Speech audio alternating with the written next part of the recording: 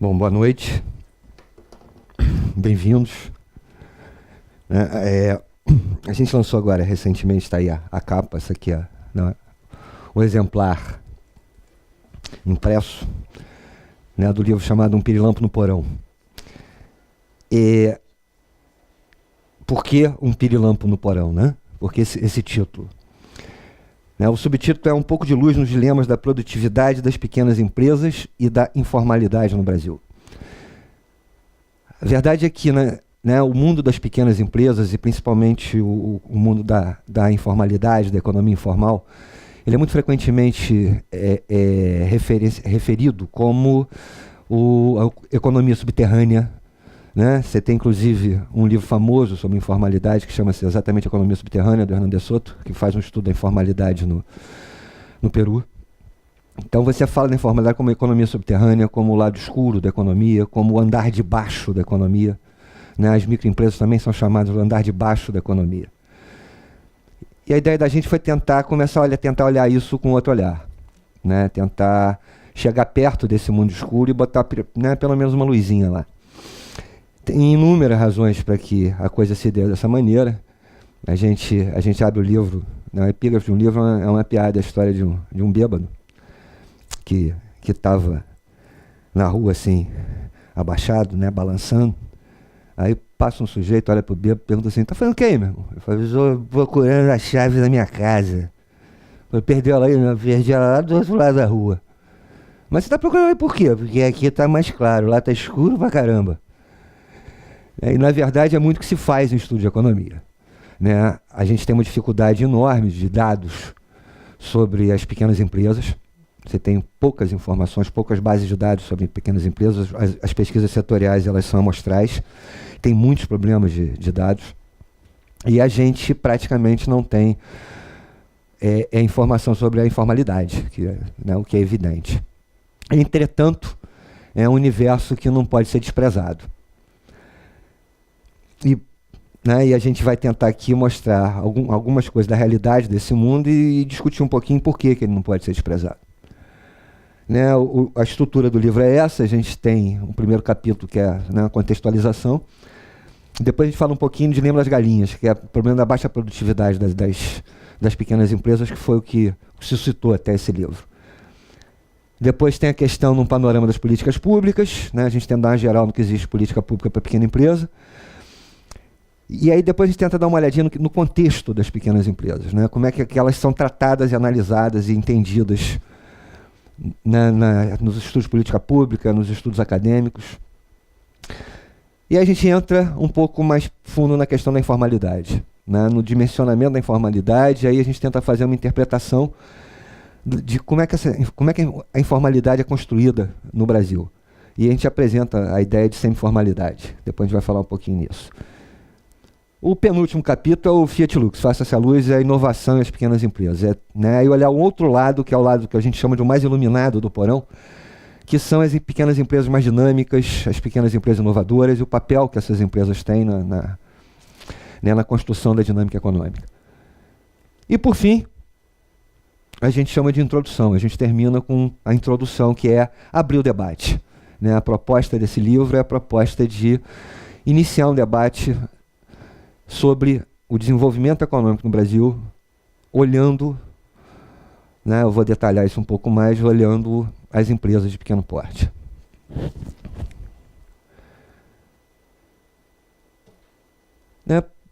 Por que a necessidade de acender essa pequena luz? Morreu. Voltou. Dados de 2014, já razoavelmente ultrapassados. Dos 7.400.000 empresas que a gente tinha no Brasil em 2014, 7.240.000 empresas eram empresas de pequeno porte. Microempreendedores individuais, microempresas e pequenas empresas. Ou seja, estamos falando de 98% praticamente das empresas, dos CNPJs que existem no Brasil, são empresas de pequeno porte, que respondem por 54% do pessoal ocupado. Ou seja, mais da metade da força de trabalho do país está ocupada nessas empresas. Significa dizer o seguinte: quando a gente, em vez de olhar né, tentar entender o mundo das pequenas empresas, a gente vira a nossa realidade para as empresas médias e grandes empresas do país, a gente está desconsiderando mais da metade dos trabalhadores do país. Né? A realidade, a dinâmica econômica, as relações de produção, as relações de trabalho de mais da metade dos trabalhadores do país. E de 98% das empresas. Isso, para nós administradores, acho que é algo particularmente importante da gente ter em mente, porque a nossa, de certa maneira, a nossa formação acadêmica, a nossa perspectiva, ela está sempre muito voltada para as empresas de grande porte, no máximo para as médias empresas. Né? A pequena empresa é algo que está muito, né, tá geralmente muito longe do nosso horizonte como administradores.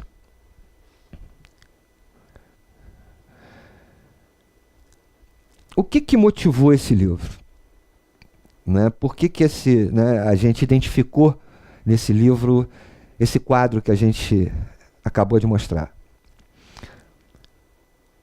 Porque o Brasil tem um problema crítico, grave, que ele é reiteradamente colocado, que é a produtividade da nossa economia muito baixa. A gente, há uns 3 anos, fez um outro estudo, o IPEA, que é onde eu trabalho, né, o Instituto de Pesquisa Econômica Aplicada, junto com a Comissão Econômica para a América Latina e Caribe da ONU, a CEPAL.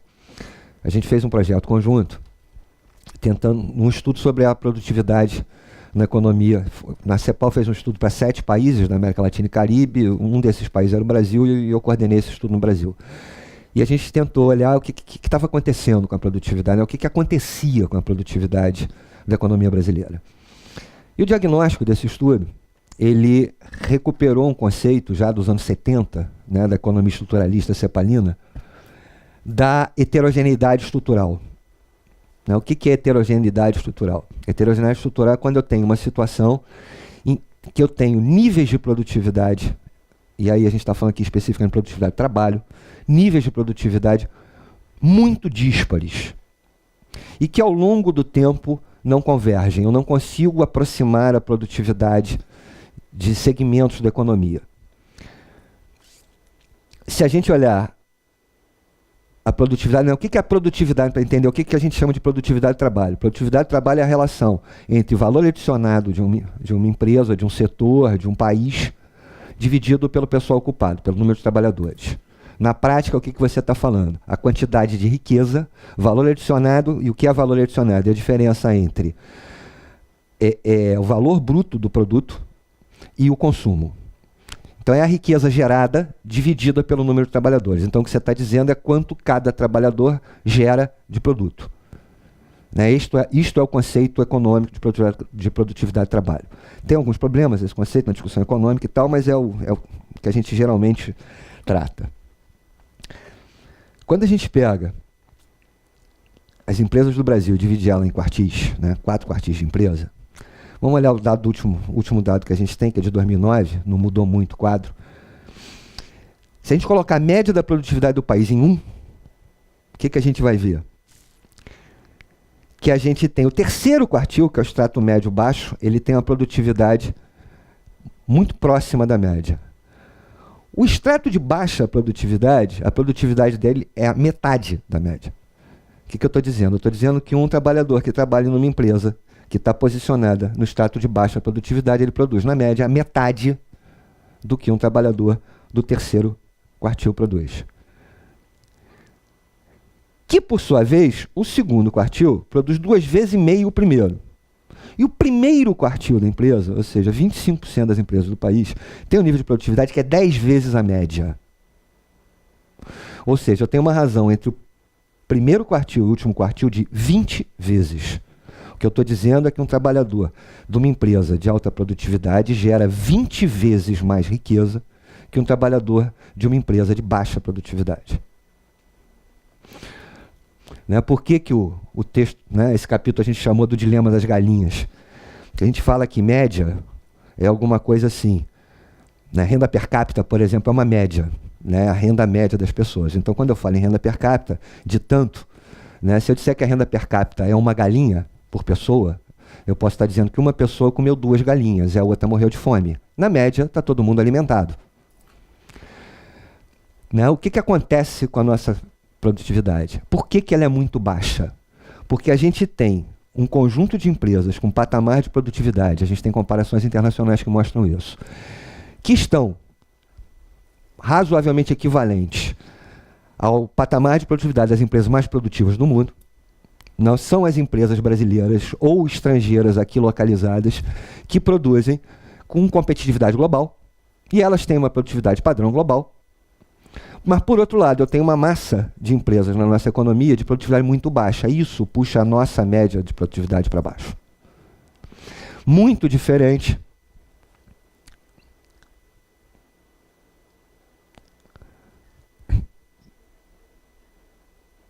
depois eu vou mostrar, né, muito diferente de uma realidade que a gente enxerga em outros países.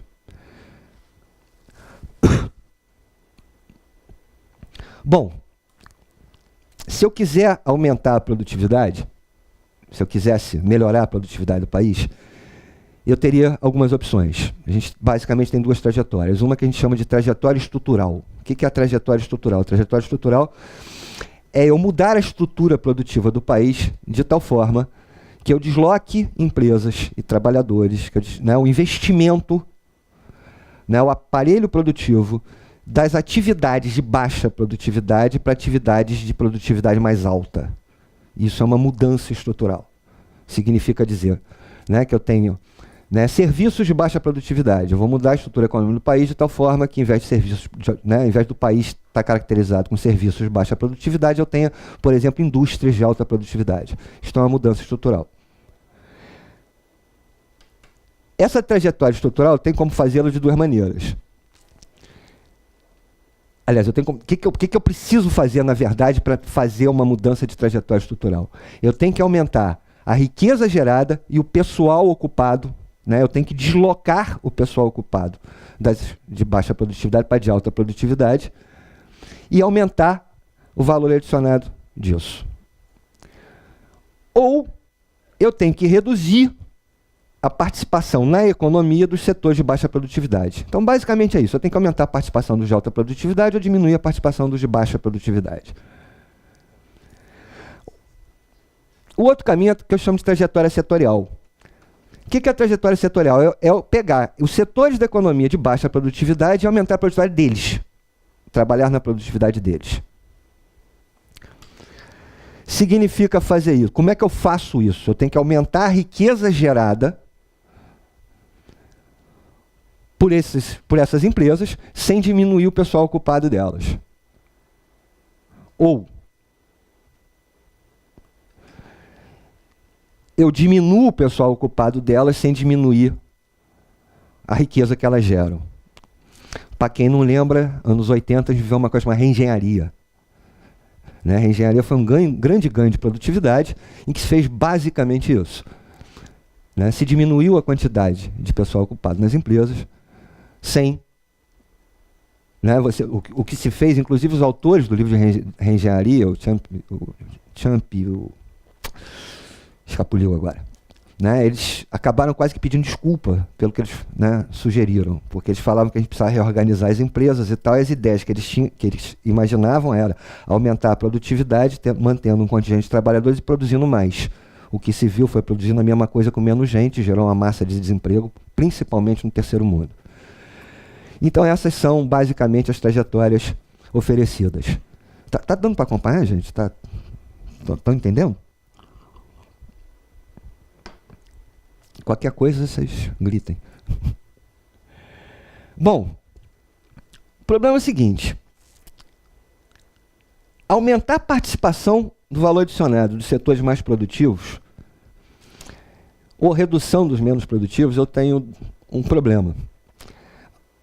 Reduzir a participação na economia dos setores menos produtivos sem transferir esse pessoal ocupado para os setores mais produtivos significa o quê? Desemprego. Né? Eu vou aumentar o peso na economia das empresas produtivas. Eu posso fazer isso aumentando a participação dela ou diminuindo a participação do resto. Diminuir a participação do resto é desemprego. eu poderia pensar em aumentar a participação delas. O problema é que, como eu falei, essas empresas são aquelas empresas de alta produtividade, intensiva em capital, elas absorvem muito pouca mão de obra. Né, eu estou falando das indústrias mais automatizadas, eu estou falando da área do setor primário, de commodity. Essas empresas, né, extrativistas, né, o extrativismo mineral, elas têm muito pouca capacidade de absorção de mão de obra. Então, mesmo que você aumente o peso do valor adicionado delas na economia, o que elas vão poder absorver de mão de obra de setores menos produtivos é muito pouco. Novamente, estou falando em desemprego. Mais ainda, a possibilidade de aumento da parte, né, de valor adicionado, ou seja, do aumento de produção dessas empresas, está restringida pela capacidade que elas têm de inserção no mercado internacional. Elas operam, são players internacionais. Né? Não é simples, né, você fazer com que essas empresas aumentem o share dela, a participação delas no mercado mundial. Né? Então não é uma trajetória muito fácil de você conseguir. Primeiro, conseguir aumentar esse VA é muito difícil. Segundo, aumentar esse VA muito provavelmente vai implicar em pouca absorção de pessoal ocupado, de PO. Então, é uma trajetória que muitos defendem, essa trajetória dos grandes campeões, né, de fazer as grandes empresas brasileiras e tal. É uma trajetória que tem dificuldades e problemas. Por outro lado, a trajetória, né, de eu aumentar, na trajetória setorial, né, eu aumentar a produtividade das menos produtivas, sem aumentar o VA, na verdade, diminuindo o pessoal ocupado, eu estou novamente falando em desemprego. Portanto, a interpretação da gente é que isso resta como alternativa, né, para um desenvolvimento inclusivo para o país, é aumentar o valor adicionado das empresas pouco produtivas. É você aumentar a geração de riquezas das empresas pouco produtivas. A gente vai falar um pouquinho mais adiante como é que faz isso, né, como é que a gente sugere que a gente possa fazer isso.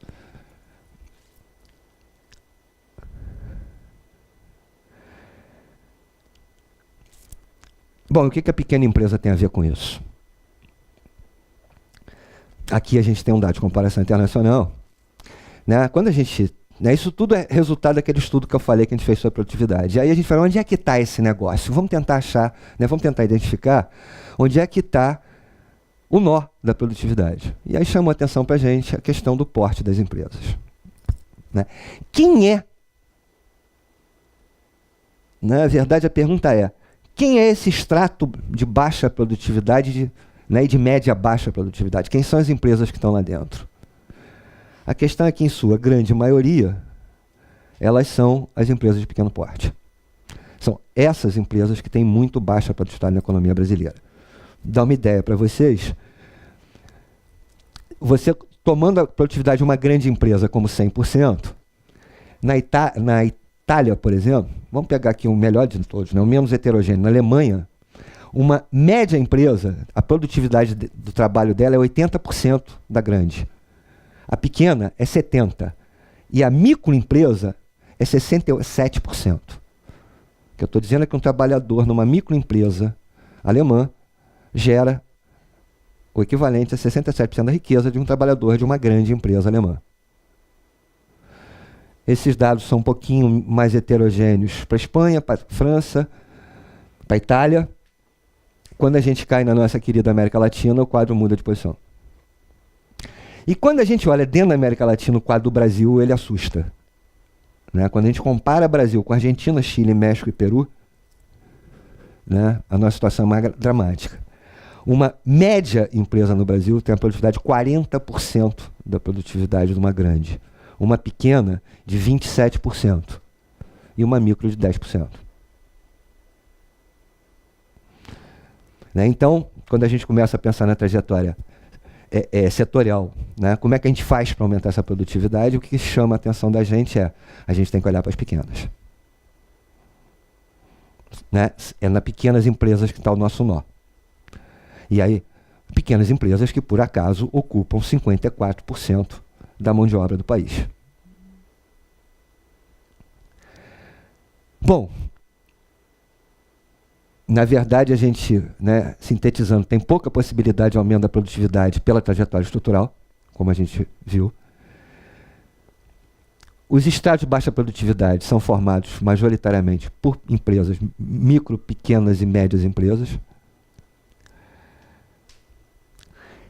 Esse conjunto de empresas, ele tem uma baixíssima integração e articulação de cadeias produtivas. O que eu estou querendo dizer com isso? Eu estou querendo dizer que as nossas pequenas e médias empresas não estão integradas e articuladas nas cadeias produtivas das grandes empresas, diferentemente do que a gente vê nos países de primeiro mundo.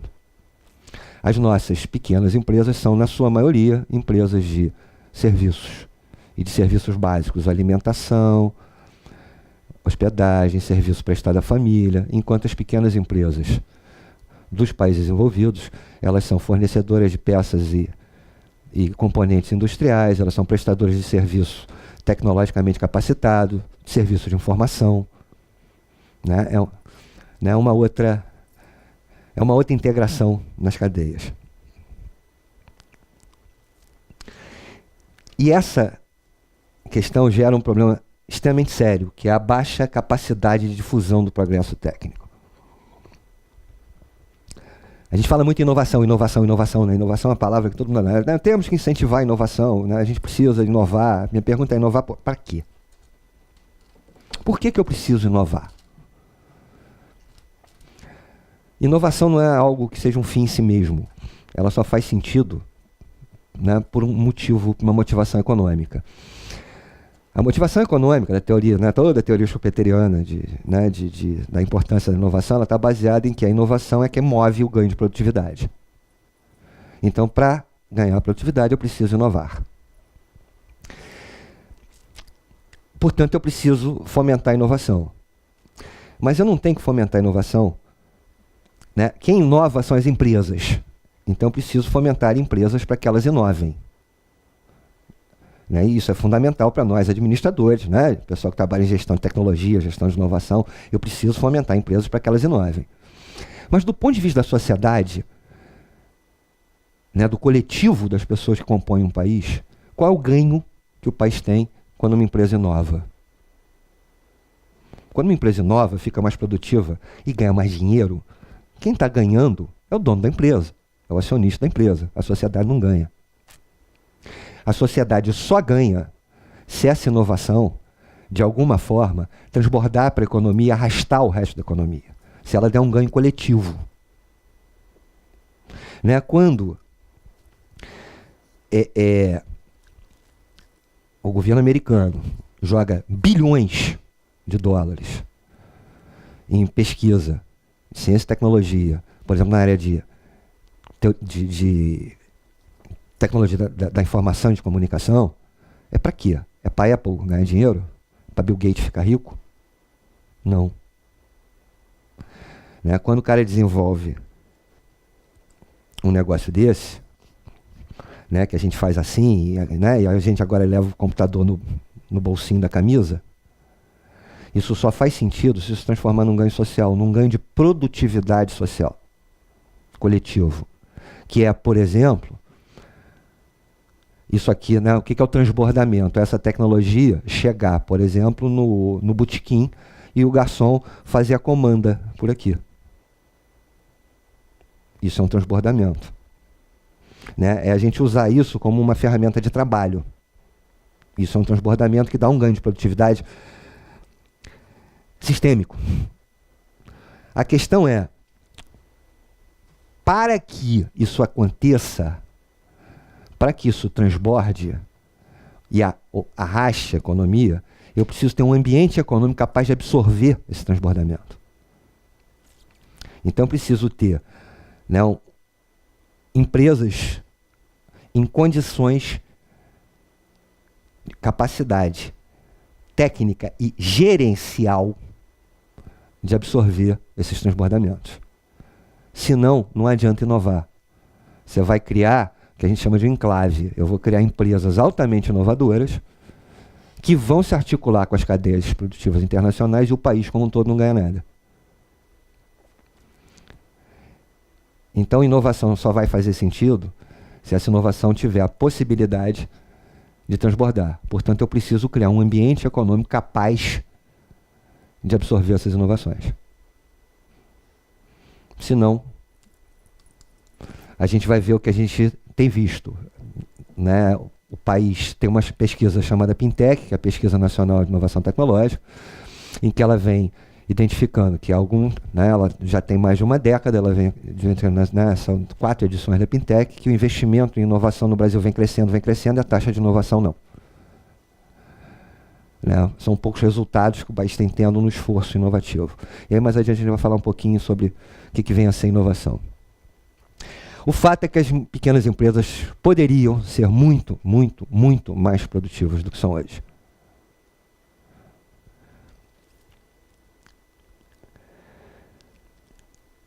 Por quê?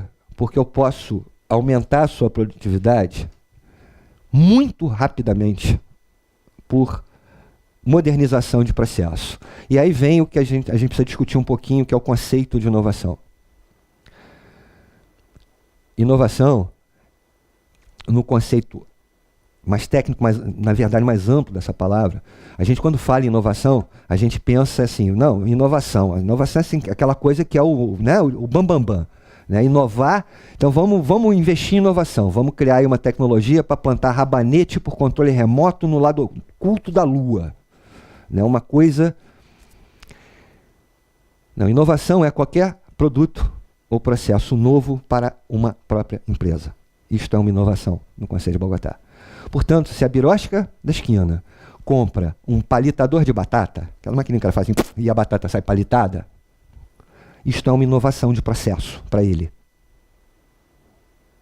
Então, quando a gente fala em inovação, e quando o Estado fala em política pública de inovação, o que ele deveria estar falando é disso. Quando, na verdade, né, até por uma ideologia da inovação em que a gente pensa em inovação como desenvolvimento de tecnologia de ponta. Eu não estou dizendo que o país tem que abandonar a tecnologia de ponta. O que eu estou dizendo é que não adianta a gente olhar só para a tecnologia de ponta, porque o resto do país não vai andar. O que eu estou dizendo é que a gente tem um trem, né, que não adianta eu ficar jogando carvão na locomotiva se os últimos vagões estão com o freio de mão puxado. A locomotiva não vai ganhar velocidade. Como essa locomotiva, esses vagões de trás têm mais ou menos 54% da população do país trabalhadora, eu não posso pegar esses últimos vagões, soltar da locomotiva e deixar ela embora. Aí pega esses vagões e joga no mar, pronto. Não dá, né? Não tem jeito, eu tenho que soltar o freio. E soltar o freio pode ser muito simples. Por quê? Porque aí, né, o pessoal de gestão de processo, né, os colegas da área de gerência de processo sabem que quando eu tenho um processo muito rudimentar, né, pequenas inovações dão enorme ganho de produtividade. Né, eu já dei consultoria para pequena empresa, para média empresa, às vezes uma mudança de layout dobra a produtividade do cara. Só uma mudança de layout, você não precisa investir nada. É só rearrumar o fluxo. Só rearrumar fluxo. Você dobra a produtividade. Né? Então, inovações muito simples, muito baratas, né? Baratas, inclusive do ponto de vista do Estado, do que o Estado teria que direcionar de dinheiro, podem ter, num curto prazo, impactos muito grandes na economia. É verdade que isso é decrescente. Né? É a história né, se eu amanhã resolver fazer corrida, correr 100 metros rasos, né? Primeira vez que marcar micronômetro lá, deve dar uns 25 segundos para eu correr 100 metros. Né? Depois de 2 semanas correndo, eu já devo baixar aí para 18, 17. Talvez depois de 1 ano correndo, eu consiga chegar em 13. Muito pouco provável eu baixar de 12. Né? Os caras que estão disputando a Olimpíada, eles estão brigando para baixar de 9,9 para 9,85. Né? À medida que a gente vai chegando na borda, né, a coisa vai ficando mais complicada. Agora, quando você está lá atrás, os ganhos são muito rápidos. Então a gente teria condição de ter um ganho de produtividade muito grande para o país, olhando para isso. Ganhar produtividade significa aumentar o produto, aumentar o PIB per capita. Gerar mais riqueza. E aí a gente entra num círculo virtuoso. Porque se eu gero mais riqueza, eu melhoro as condições de vida. Se eu melhoro as condições de vida, eu melhoro as condições de educação, de saúde, né? Eu consigo melhorar tudo, eu consigo aumentar a arrecadação de imposto, que pode me permitir investir mais, e eu vou girando, e a máquina gira. Né? Eu aumento o mercado interno, eu aumento o consumo, se eu aumento a demanda. Né? Se eu aumento a renda, eu aumento o consumo. Aumenta a demanda. Se eu aumento a renda, o consumo, a minha demanda, empresa, produzo mais. Se eu produzo mais, eu vendo mais, eu posso... gera mais renda. E aí a gente gira a economia.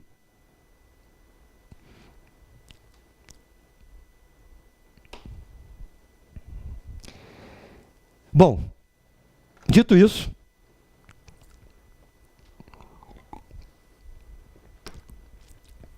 dito que a gente precisa efetivamente olhar com mais carinho para as pequenas empresas, a pergunta é: nós olhamos?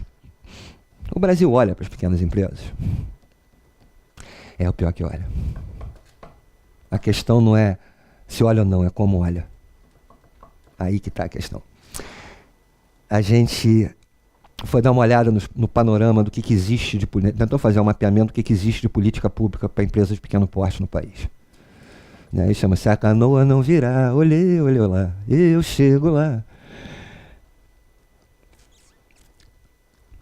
O que a gente fez? A gente descobriu que o Brasil tem o mais sólido e o mais abrangente sistema de apoio a pequenas empresas da América Latina e Caribe. O SEBRAE, que é o nosso órgão principal de apoio à pequena empresa, o orçamento dele é 0,85% do PIB. Na média da América Latina e Caribe, o orçamento dos órgãos de apoio às pequenas empresas é de 0,18%. Ou seja, a gente destina para, né, a nossa principal instituição de fomento às empresas de pequeno porte 4 vezes mais do que a média do resto da América Latina. A gente chegou a ter um ministério das micro e pequenas empresas. Extinto recentemente, mas chegou a ter status de ministério. Secretaria Especial das Micro e Pequenas Empresas da Presidência da República, que o ministro era o Guilherme Afif Domingos, se eu não me engano, hoje presidente do SEBRAE. Lembram disso? Que a gente tinha um ministério disso até há pouco tempo, vocês lembram?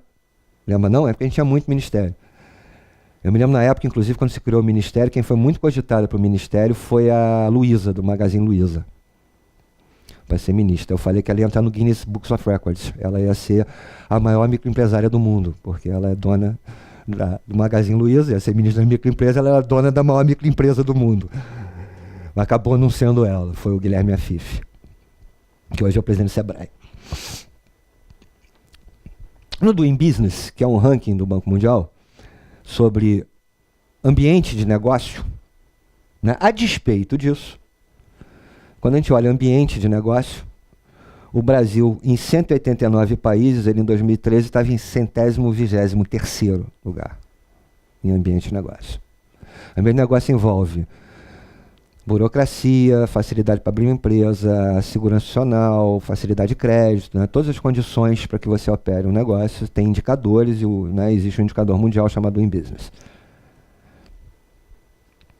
E quando a gente olha a informalidade na economia, né, existe um indicador que, entre 184 países, o Brasil estava em 96º lugar. Grau de informalidade da economia. Quando a gente pensa que a gente tem a nossa produtividade, apesar de baixa, ela não está ranqueada, eu não sei o ranking, mas não está ranqueada nessa posição. Nosso PIB é o 8º PIB do mundo. Né? A gente tem todas essas coisas. Né? O que é isso? Né? Por que a gente está nessa condição? Que não bate com os outros indicadores econômicos do país.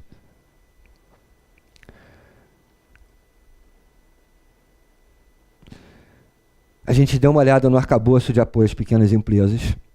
A gente viu que existe um ordenamento jurídico próprio. A gente tem um conjunto de leis específicas para microempresas, particularmente a Lei 123, a Lei Geral de Microempresas e a Lei do Simples. A gente tem o Estatuto do MEI, do Microempreendedor Individual. A gente tem todo um conjunto de leis federais, né, que facilitam as empresas de pequeno porte.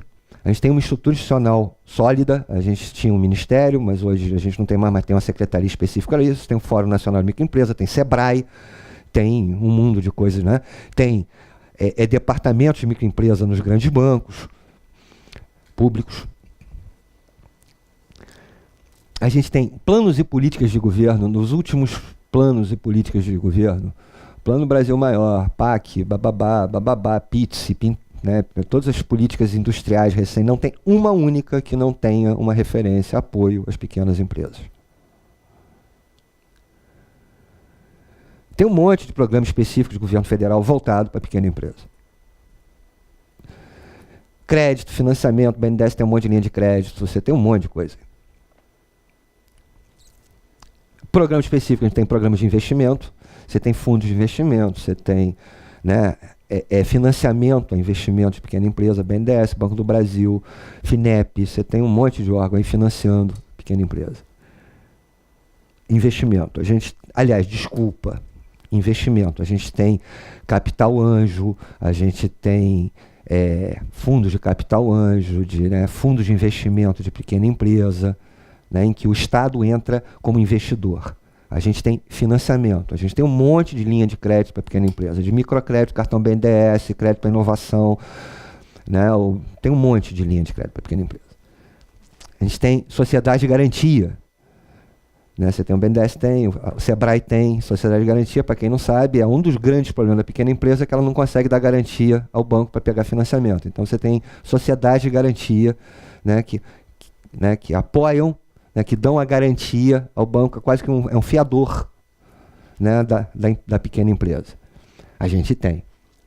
E tem outros, tem mais, né, aí você tem treinamento, você tem apoio à exportação, você tem realização de feira, você tem um monte de instrumentos não financeiros, vamos chamar assim.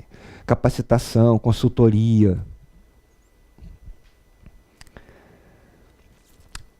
E nisso tudo tem uma coisa que eu falo que é o futuro bate a porta. O que é o futuro bate a porta? Você começa a ter, está chegando para as pequenas empresas, inclusão digital. Né, o celular está virando um instrumento de trabalho, né, hoje você tem a maquininha do cartão de crédito, né, então o camelô tem cartão de crédito, e aí você tem cartão de crédito com CPF, sem CNPJ, você já pode fazer operação com cartão de crédito sem ser pessoa jurídica. Né? E aí, olha a informalidade.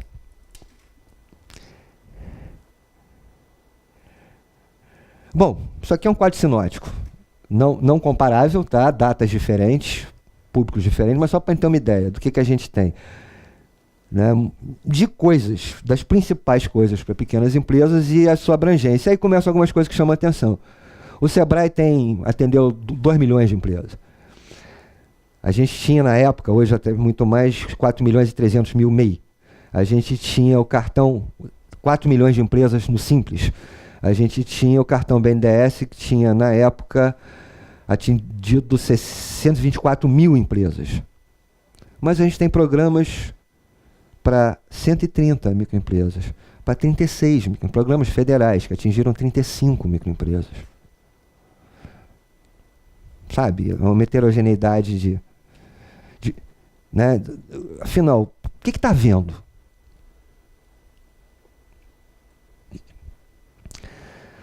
Bom, são muitos instrumentos federais de apoio à pequena empresa, mas a locomotiva não anda. O detalhe é que, além dos federais, a gente tem 27 unidades federativas, e todas elas têm os seus instrumentos estaduais. Legislação, apoio, regulamentos próprios.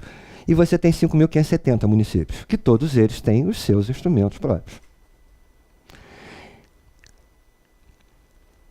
E aí a gente cai na jabuticaba brasileira, que é a nossa estrutura federativa, que município é ente federativo, é o único país do mundo em que município é ente federativo. O problema é que você cria um arcabouço em que todo esse emaranhado de política não tem foco. A gente não tem um projeto. Não há um projeto de país voltado para as pequenas empresas. Né? Então, na verdade, tem um amigo meu da CEPAL, Carlos Múcio, diretor da CEPAL Brasil, ele fala que microempresa é igual você perguntar sobre microempresa para qualquer político, para qualquer formulador de política pública, é igual ao concurso de Miss. Você pergunta para a Miss assim, o que você quer? Qualquer Miss vai responder, né? Qual a coisa que você mais sonha? Ela vai te responder assim, a paz no mundo, a paz no universo. Se você perguntar para qualquer, não, o que você... Não, quero desenvolver as microempresas. Só que isso é discurso. Não há uma política, de fato, no país, voltada para a microempresa. Estou falando de modelo de desenvolvimento econômico. O nosso modelo de desenvolvimento econômico é voltado para o capital rentista, não para o capital produtivo. No país no Brasil, vive-se de renda, voltado para grandes empresas de capital internacional e para a primária exportadora. Nada disso é cenário das pequenas empresas. Então você cria um conjunto de instrumentos que são voltados para aquelas pequenas empresas que mais se organizam, mais são capazes de gritar. Não é à toa que a maioria dos nossos instrumentos para pequena empresa estão baseados em quê? Em redução de tributo e crédito financiado. Você perguntar para qualquer empresário, qualquer um do mundo, fala, qual é o teu problema? Falar imposto alto. Né? Os segmentos das pequenas empresas que são mais capazes de se organizar conseguem fazer lobby, pressionar para criar instrumentos, legislação específica de redução de imposto. Consegue pressionar, né, para criar instrumentos de crédito de juros mais baixos. A grande massa das pequenas empresas não precisa, nem quer. Né? Inclusive, eu escuto isso de agente de financiamento público. Fala, pô, dinheiro a gente tem, mas os caras não vêm pegar. Não vêm pegar porque não interessa. E a gente vai falar um pouco mais adiante por quê.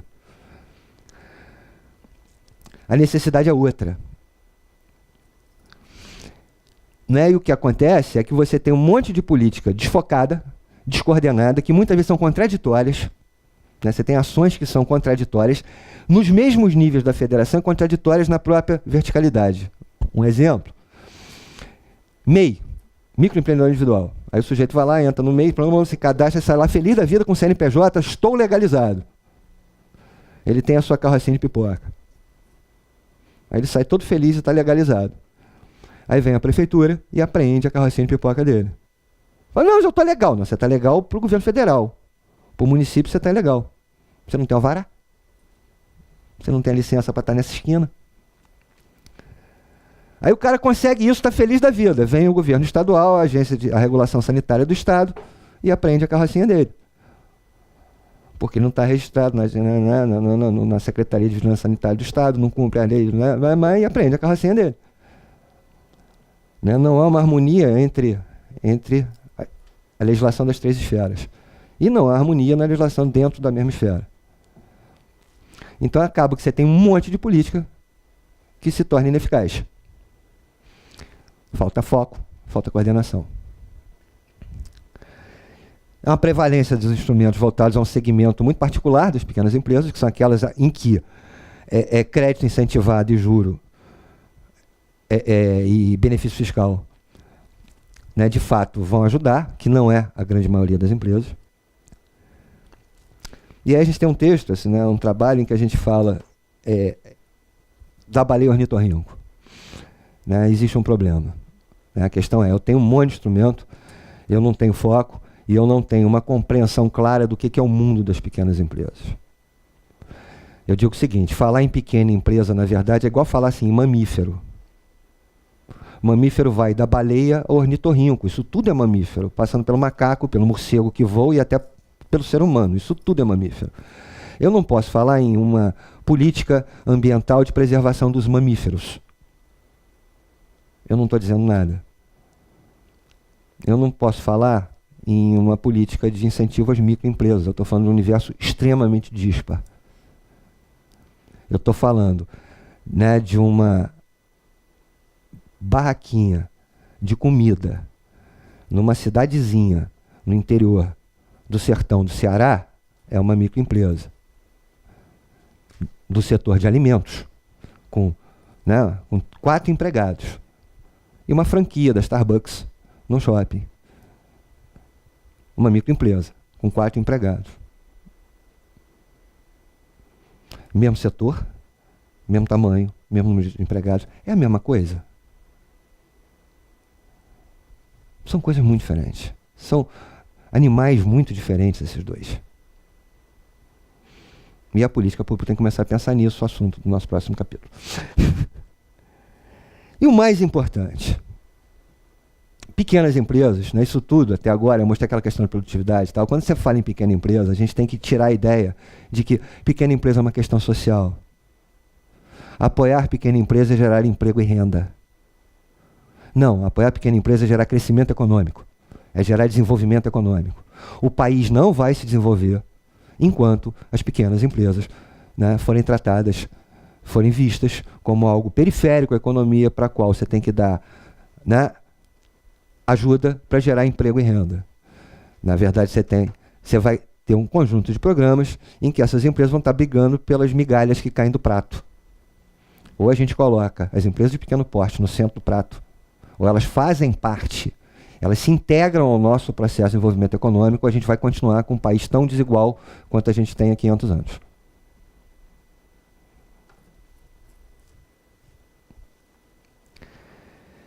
E mais uma vez, inovação para essas empresas, inovação é modernização de processo. Modernização de processo de produção e modernização de processo de gestão. Muitas vezes, mais uma vez, pequenas inovações de gestão dão enormes ganhos de produtividade. Agora, isso tudo tem que estar integrado, articulado em um projeto de país, em que traga isso para o nosso centro de desenvolvimento, em que elas façam parte do nosso projeto de desenvolvimento econômico, em que a gente inclua esses 54% de trabalhadores no nosso projeto de desenvolvimento econômico.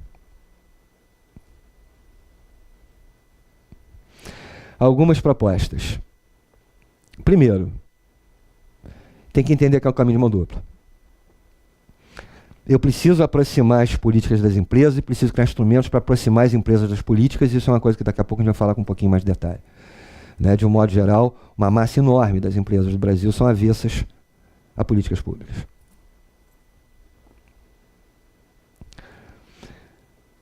Necessidade de coordenação, coesão e integração das políticas públicas num projeto nacional, né, que tenha essas empresas como partícipes desse projeto. E uma nova taxonomia, que a gente chama de maturidade organizacional. Né? É uma sugestão, é uma forma de eu distinguir uma empresa de 5 empregados do setor de alimentos, que é uma birosca, de uma franquia da Starbucks. Elas têm maturidades organizacionais. Maturidade organizacional, estou falando do ponto de vista de maturidade gerencial, muito diferente. Né? Essa questão, ela é essencial para eu poder pensar política pública. A ideia de maturidade organizacional é uma sugestão. A gente pode ter outras. O que a gente tem que ter muito claro é que, por exemplo, se eu quiser fazer um programa de empregabilidade, eu tiver 2 indivíduos, né, imagine, eu tenho 2 caras, eu vou dar, estou pensando em empregabilidade. 2 caras desempregados. Um deles é um agricultor do interior, analfabeto, desnutrido, né, aquela agricultura de subsistência. Então ele é desnutrido, mal alimentado, desdentado, analfabeto. O outro é um filhinho de papai, né, que estudou nas melhores universidades. Antes do primeiro Chucalha, ele ganhou o primeiro mouse. Né, conhece o mundo todo, fala 4 idiomas. Né, tem pós-graduação aqui, tem 2 pós-graduações, graduação, os 2 estão desempregados. Eu preciso, vamos criar um programa de empregabilidade. A gente faz uma pesquisa e identifica que a apresentação, a aparência é fundamental num processo de recrutamento e seleção. Perfeito, então nós vamos dar crédito subsidiado para aquisição de terno e gravata, para o cara poder chegar na entrevista bonitinho. Pergunto eu, o bonitinho com pós-graduação precisa de terno e gravata? Não. Então é um armário cheio. Não adianta dar, dou um terno e gravata de graça e falar, não, obrigado, não quero, o meu é mais bonito. E para o cara que é analfabeto, desdentado, subnutrido, não adianta botar um terno e gravata dele, que ele não vai resolver o problema dele. Ele não vai saber nem botar aquilo. Né? Então, eu preciso de políticas que levem essa enorme heterogeneidade em consideração. Mais uma vez, inovação para a microempresa é modernização de processo.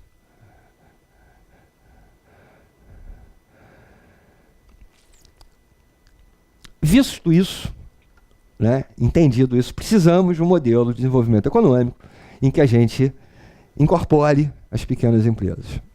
Aí surge Uma outra questão.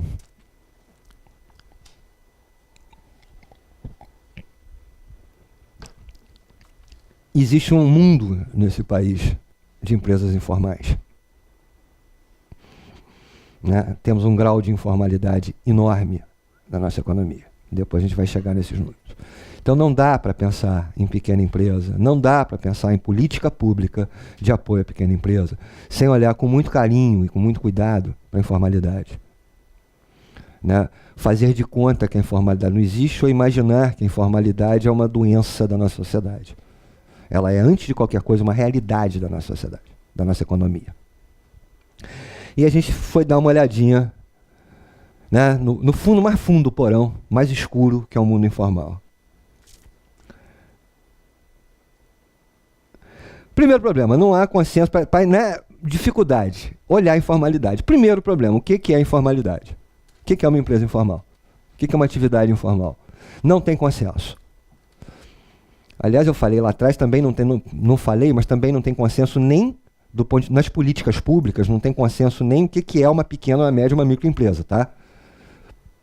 Você tem vários critérios, órgãos públicos diferentes, utilizam critérios diferentes de classificação. Então você tem critérios de classificação baseado em quantidade de trabalhadores, pessoal ocupado. Então eu digo que o porte da empresa depende do número de empregados que ela tem.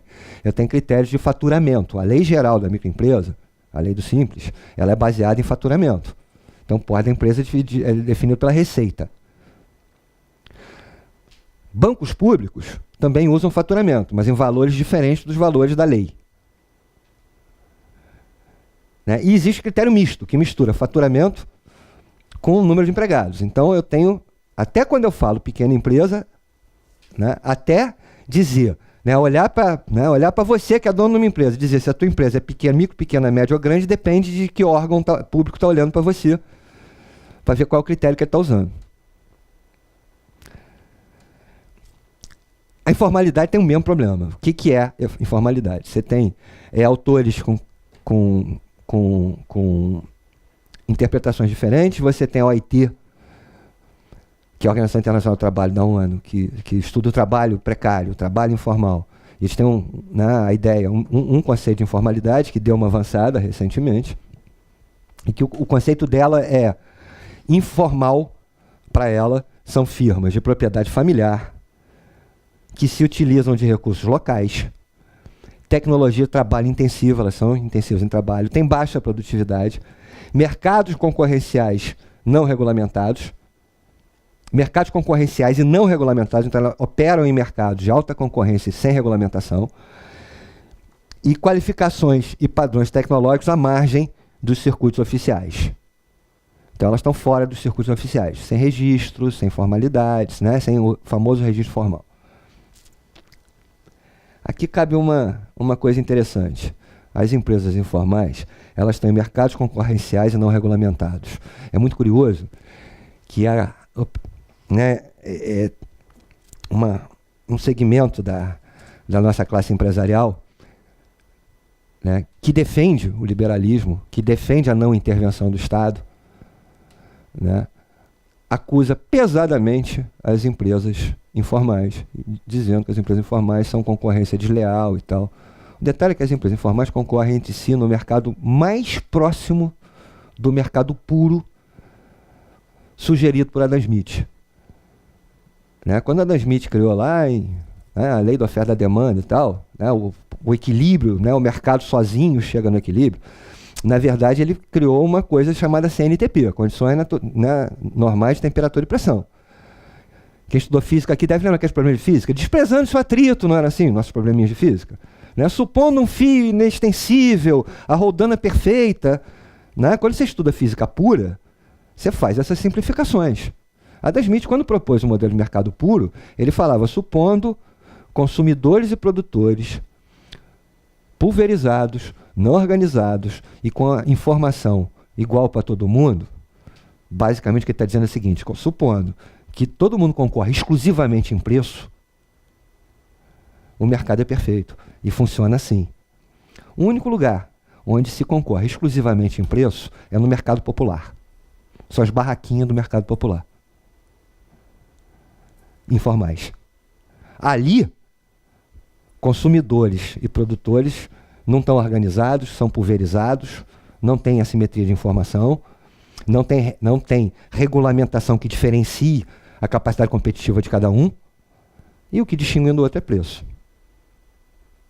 Então, na verdade, para quem gosta de liberalismo, de mercado puro, né, o mercado, que no fundo, esse mercado puro é muito o mercado que Adam Smith via no tempo dele. A gente está falando, né, do fim do mercantilismo e início do capitalismo, né, em que ele queria romper com o modelo absolutista, que estava na base agrária. Ele estava olhando para a cidade era a feira da cidade. Não era o comércio, era a feira. E na feira, nesta feira, né, em que as pessoas vão para mostrar o seu produto, você não está falando em grandes empresas, em grande capital, em controle de mercado.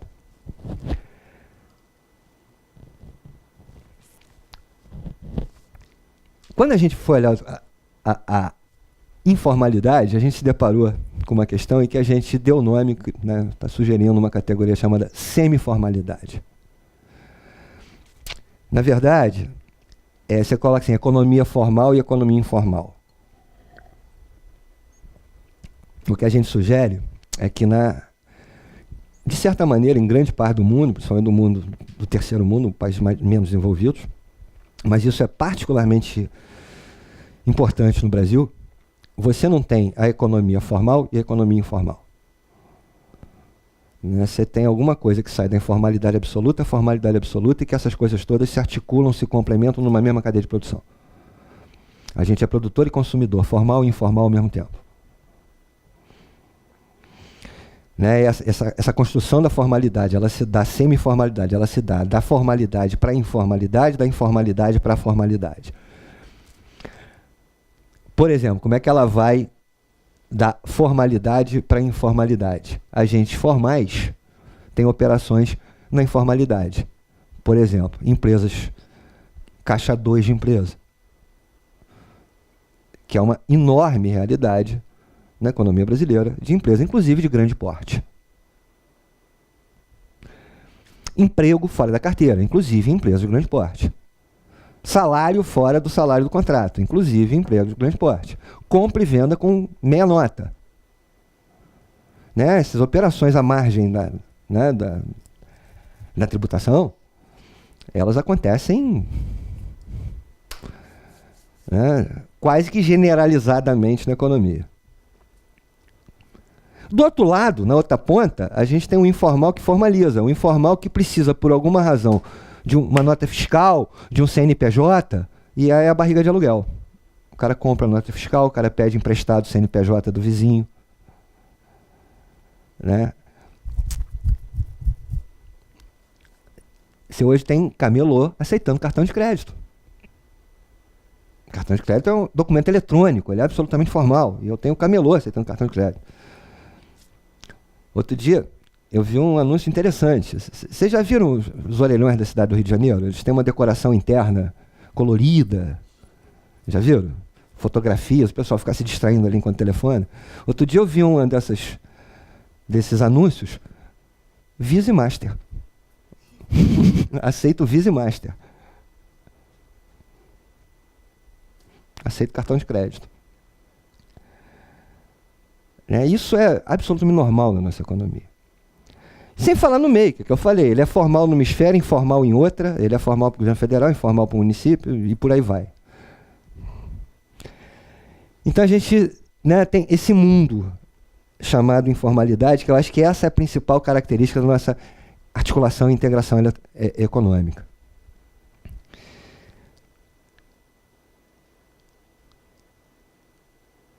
Dois exemplos muito claros de como é que isso, né, eu estou falando em coisas, né, agora vamos olhar a estrutura produtiva do país e vamos ver como é que formalidade e informalidade se articulam.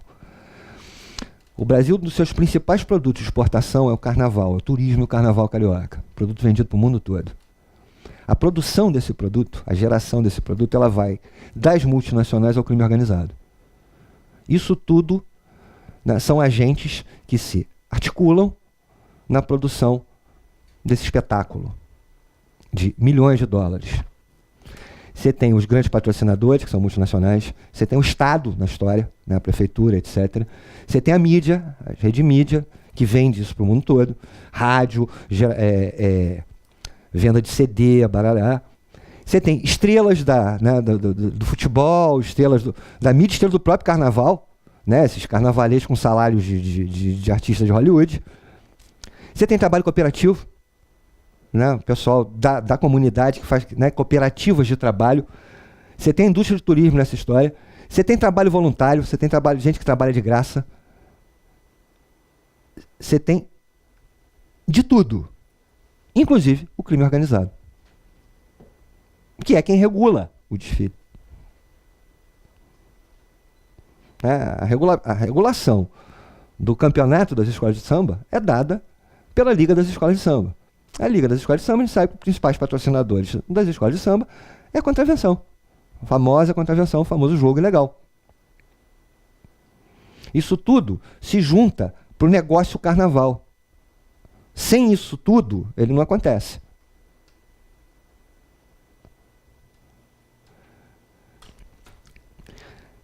Vamos olhar a cadeia de consumo do automóvel, de produção e consumo do automóvel. Ela vai da multinacional ao crime.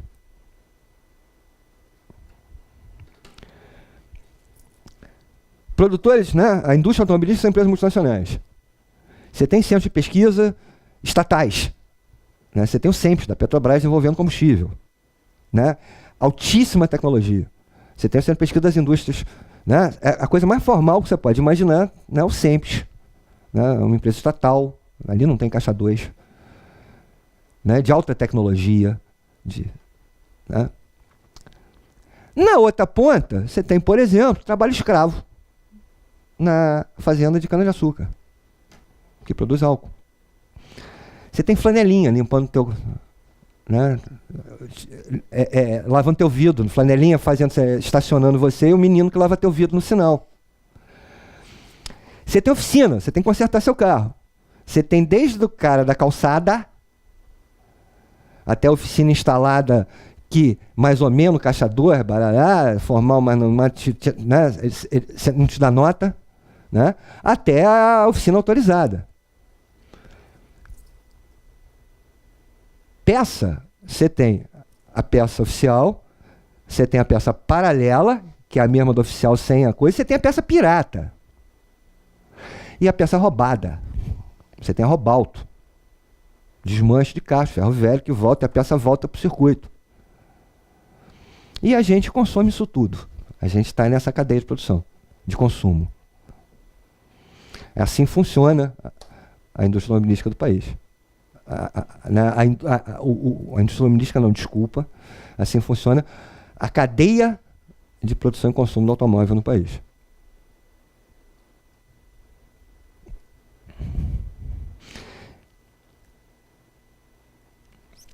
Bom, e qual o tamanho da informalidade?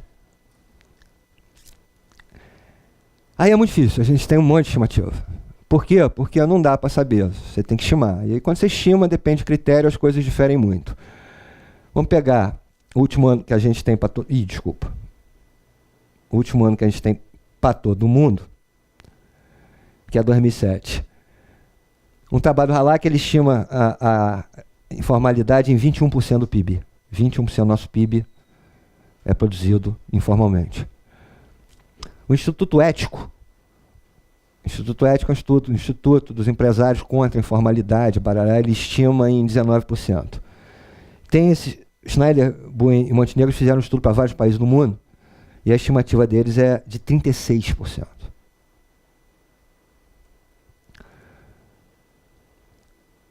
O que chama atenção nas três é que as três mostram a mesma coisa. Primeiro, que a informalidade está caindo. Pelo menos ela caiu entre 2003 e 2013. Nessa década, a participação da informalidade no PIB caiu. Em todas as estimativas. Mas o problema é a participação no PIB. Mas o valor absoluto dela cresceu. Então, a nossa economia informal cresceu. A formal cresceu mais do que a informal. Né? Foi a década do nosso boom econômico. Então, nessa década do boom, a formal cresceu mais do que a informal, mas a informal continuou crescendo. Comparação internacional, na OCDE, em 2003, a informalidade, para esses caras que estimaram a nossa em 36%, na OCDE é 16%. Lembrando que a OCDE inclui alguns países com enorme economia informal, Espanha, Grécia, né, alguns países lá de cima da antiga cortina de ferro.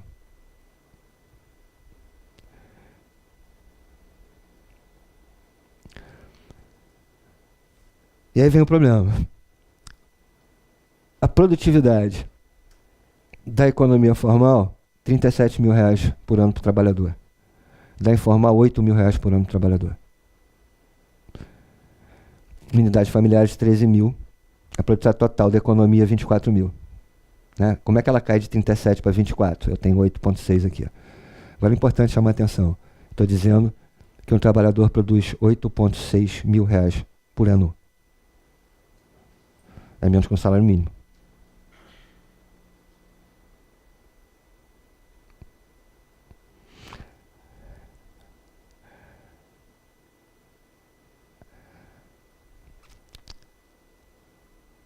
Né? Problemas. A gente se deparou com uma dificuldade esperada, é difícil estimar a informalidade. Por todas as estimativas, ela diminuiu em termo relativo, mas cresceu em termo absoluto. Ah, peraí. Não sei se tem. Eu pulei? Ah, eu não botei. Tem um quadro que eu não botei aqui. Tá.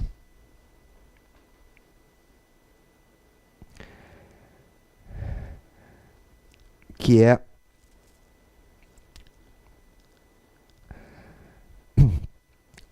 né, eu falei que o cara produz menos de um salário mínimo por ano. Lá no estudo de produtividade, naquele estudo a gente tem um quadro 52 atividades econômicas no Brasil com as suas produtividades e rendas. As atividades de menos produtividade, a produtividade do trabalho, aí eu não estou falando de microempresa nem de empresa informal, estou falando de, dentro do PIB, setores da economia. Setores da economia cuja produtividade é menor do que um salário mínimo. O que eu estou dizendo é que o trabalhador não é o que ele produz não é suficiente para pagar um salário mínimo. Pergunto eu, como é que a gente vai superar a nossa desigualdade social sem aumentar a produtividade desses caras? E aí a gente tem que é o perdendo medo do escuro, perdendo medo do porão. Essa informalidade toda vem da onde? Como é que ela se constrói? Essa foi a nossa pergunta. Na verdade, tem duas visões em relação à informalidade. Uma é que a informalidade é delito. O cara é informal porque não quer pagar imposto. Né? O informal é o cara que não quer pagar imposto. Então ele é informal porque ele está afim de concorrer deslealmente. E outra que a informalidade é resultado de um processo de exclusão econômica. Social e econômico. O informal, na verdade, é um excluído que não consegue acesso, né, ao mundo formal. A gente foi olhar isso mais ou menos de perto, e aí a primeira coisa foi o seguinte: a gente abandonou nesse momento o olhar da economia. Até agora a gente tem um estudo econômico. Detalhe é que a economia é um processo humano. Né? São os homens que se reúnem para produzir. Então eu preciso, para tentar entender a economia, eu preciso olhar o ser humano que está nessa história. Né? Não dá para imaginar, né, assim, aquela ideia de que o ser humano né, a ideia, né, de Smith, de o homem é um ser absolutamente racional que toma decisões racionais buscando maximizar seu resultado econômico. Não é assim que o mundo funciona. Né? Tem muitas outras coisas em jogo. Né? Então, para entender como é que funciona a informalidade, eu preciso entender como é que o ser humano, né, dada a nossa particularidade, da nossa informalidade, particularmente nossa semi-informalidade, como é que o brasileiro constrói simbolicamente isso? Não levar em conta que a economia é uma atividade humana, na verdade, é ideologizar a economia. Ideologizar a ciência. E a nossa premissa é de que a informalidade não é consequência da desigualdade. Não, a informalidade é exclusão. Né? A informalidade não é uma consequência da desigualdade. Desigualdade e informalidade são dois processos que se retroalimentam. Informalidade gera desigualdade, desigualdade gera informalidade, que gera desigualdade, que gera informalidade.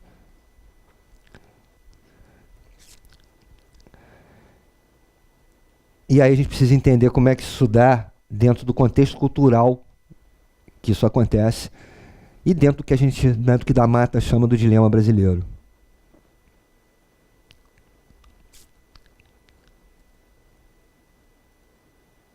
Que a gente vai falar um pouquinho, mas a gente foi olhar em primeiro lugar a construção histórica da informalidade. Historicamente, como é que é essa coisa da informalidade no país? Nosso processo colonial foi um processo de economia de brechas. Era a grande empresa agroexportadora, a monocultura de cana, de café, na extração do ouro, na mão de meia dúzia, com a mão de obra escrava, e alguns trabalhadores livres que ocupavam as brechas, que produziam alguns bens, viviam de subsistência, trocavam alguns bens com a fazenda. É essa a origem, do informal.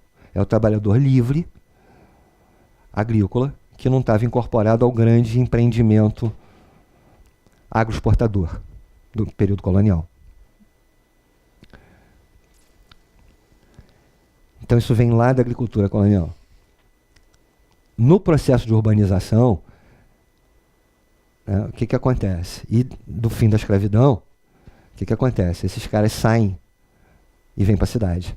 E vêm ocupar as brechas da cidade. Eles não são absorvidos, por conta do nosso modelo econômico, eles não são absorvidos na grande empresa econômica do país. E eles vão ocupar um espaço de brecha, inclusive de moradia, é a construção das favelas. É a borda da cidade, é o morro onde ninguém mora, com construções informais. E nesse espaço, eles constroem o trabalho autônomo de brecha, que é a indústria artesanal, que é o comércio ambulante, local e também para o mundo formal, o comércio ambulante que atende ao formal, o trabalhador doméstico. A gente ainda não resolveu definitivamente uma legislação que regulamente o trabalhador doméstico como o restante dos trabalhadores. Ele ainda está sujeito à precariedade nas relações de trabalho. O trabalho doméstico, ele até 30 anos atrás, ele era absolutamente informal.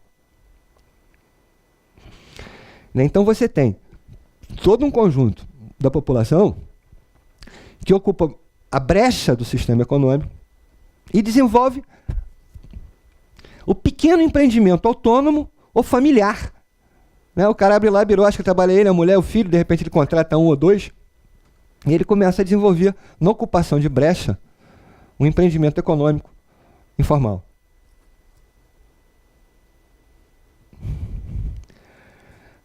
A segunda questão é a questão que a gente chama de questão institucional.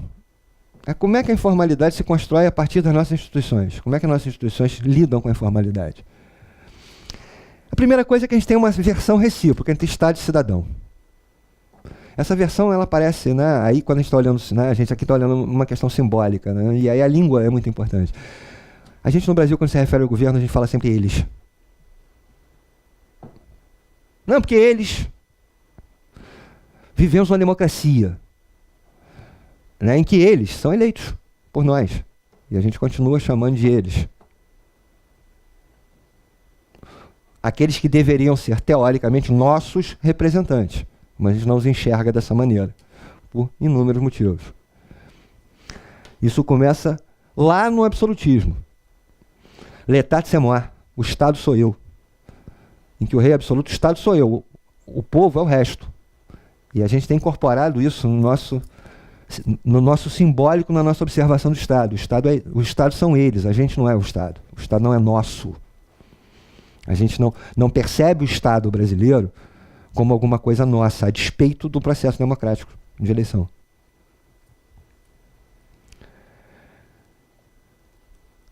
A gente tem um estamento, a gente tem uma classe que controla a máquina do Estado.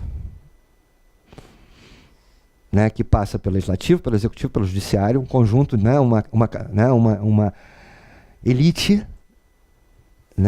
de servidores permanentes ou temporários, ou eleitos, ou com cargo em comissão, que controlam a máquina do Estado, né, e que, diferentemente do modelo, e aí tem um debate, né, que é diferente da ideia que o Estado é apropriado pela, né, a ideia marxista que o Estado ele é apropriado por quem controla o capital. Né, a ideia do justamento é, esse Estado apropriado por uma classe, ela negocia com o capital.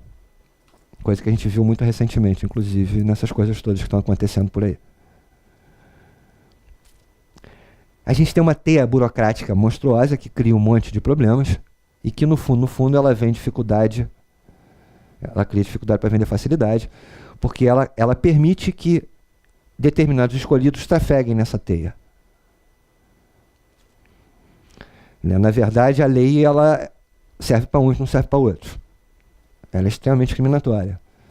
Ela não só serve, como ela depende de você ter condições de achar o caminho por dentro dessa teia. Nessa teia burocrática, a gente tem uma figura chamada despachante. Né? Quem é o despachante? O despachante é aquele cara que eu pago porque ele sabe o caminho por dentro da lei. E tem o despachante moderno, que é o consultor.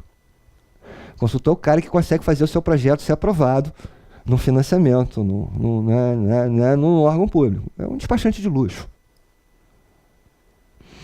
É o cara do jeitinho. Né? Essa navegação, ela só é permitida para quem domina esses instrumentos ou para quem tem dinheiro para pagar quem domine. Quem não domina ou não tem dinheiro, né, tem barrado a sua navegação pelo arcabouço regulatório. E tem a questão da voracidade tributária. Né, essa coisa eu não estou falando que a carga tributária do Brasil é alta, não. Hein? O que eu estou falando é discutível isso. A questão é quem paga imposto. A carga tributária do Brasil não é alta, a questão é quem paga imposto. Nosso imposto é extremamente regressivo. Quem paga imposto aqui é o trabalho. Quem paga imposto é o trabalhador, quem paga imposto é o pequeno empresário. O grande capital, as grandes fortunas, as grandes empresas, pagam muito menos imposto. Nosso imposto é regressivo. E o que é pior, a forma como o Estado se coloca. Quem deve se lembrar que o símbolo da Receita Federal já foi o leão. Lembra? O imposto de renda era o leão. Até hoje a gente usa, o leão vai te morder. Isso era propaganda do Estado, era o leão. Olha, meu amigo, eu vou chegar perto do leão. Isso cria um enorme problema para políticas públicas.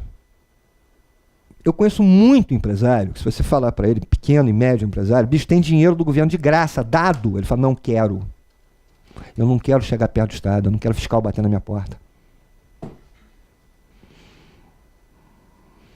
Porque se eu pegar dinheiro do Estado, né, começa aí, tem fiscalização do Tribunal de Contas, Tribunal daquilo, aí os caras vão me arrancar dinheiro. Eu não quero negócio com o Estado. Eu não quero chegar perto do leão. E é muito complicado você fazer política pública, né, para tentar se aproximar de alguém que quer ficar longe de você. Porque você já deu mostras históricas. Então muita gente tem medo, por exemplo, você cria programas de formalização, o cara tem medo de formalizar, ele hoje se formaliza, está tudo bonitinho, amanhã muda a lei. E ele dançou, porque agora ele é formal, vai ter que pagar um monte de imposto. Que a gente tem essa história, essa tradição. Coisas mais interessantes, né? Você sabe que em 1756 teve o terremoto que destruiu Lisboa. Né, sabe? Terremoto, incêndio, barará, e acabou com Lisboa. O Marquês de Pombal instituiu um imposto sobre produtos brasileiros, particularmente sobre a cachaça, nas colônias, inclusive no Brasil, um imposto para a reconstrução de Lisboa, que duraria 10 anos. 1756, Dom João VI, né? É Dom João VI? 1756, já era João VI? Acho que nem Dom João VI era ainda. Era o pai de Dom João VI, que eu nem lembro quem era. Bom, 1756, Marquês de Pombal. Esse imposto, que era para durar 10 anos, para reconstruir Lisboa, foi cobrado até 1850 e pouco. Brasil independente, Pedro II, até quase a República, a gente, né, se pagava no Brasil o imposto da reconstrução de Lisboa.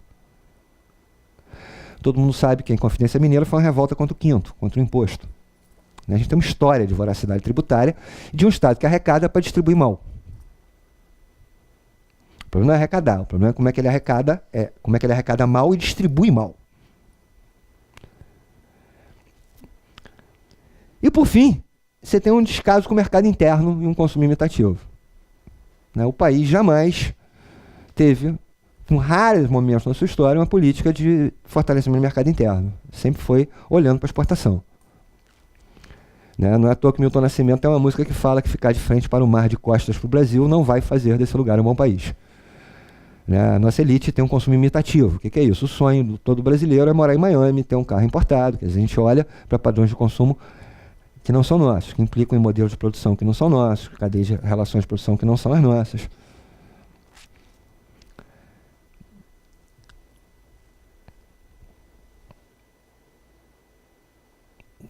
Por fim, né, isso cria uma institucionalidade como barreira.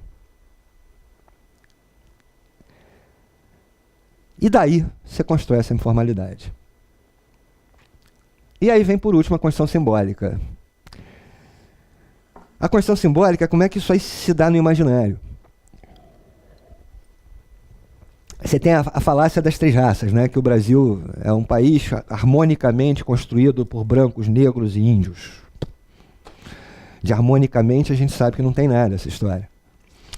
E segundo, vem a questão do país dual, que é a Belíndia. A teoria, né? O Brasil é uma Bélgica desenvolvida e uma Índia subdesenvolvida, são dois países diferentes. Né? O que eu sustento é que Bélgica e Índia são Brasil, que se articulam. De fato, a gente tem uma realidade belga que vai se degradando até uma realidade da Índia, mas não são dois países diferentes. É um país só, que se alimentam.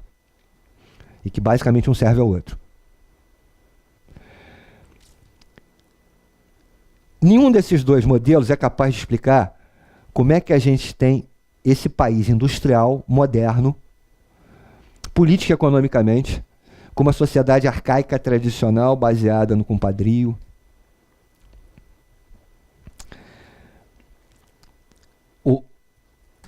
Aí da Mata tem a ideia do que ele chama de dilema brasileiro, que é como é que o Brasil consegue atualizar essa sociedade hierárquica, né, no modelo econômico baseado no igualitarismo weberiano.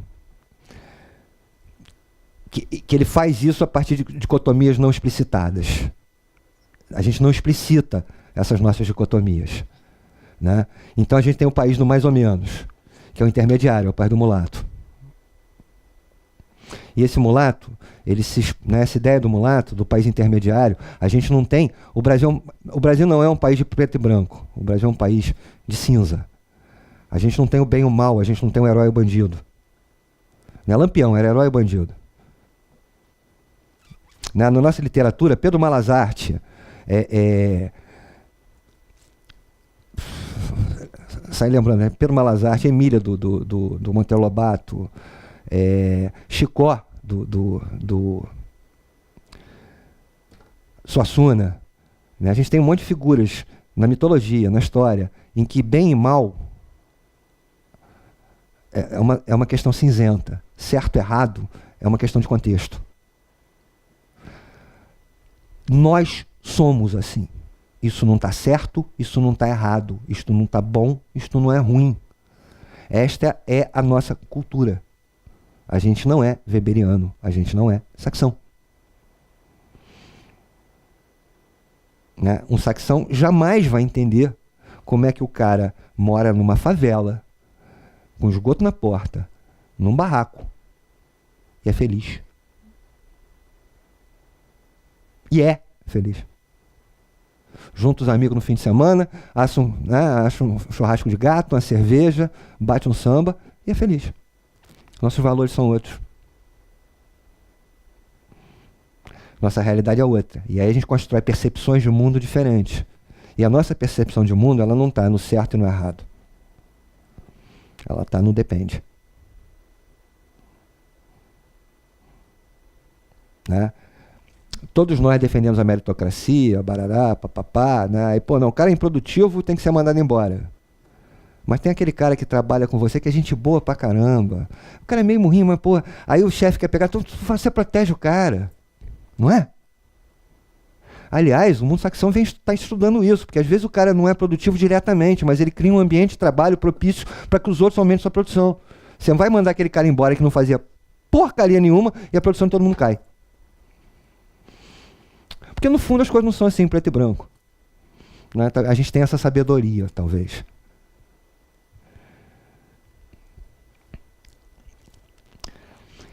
E nessa se constrói o jeitinho brasileiro.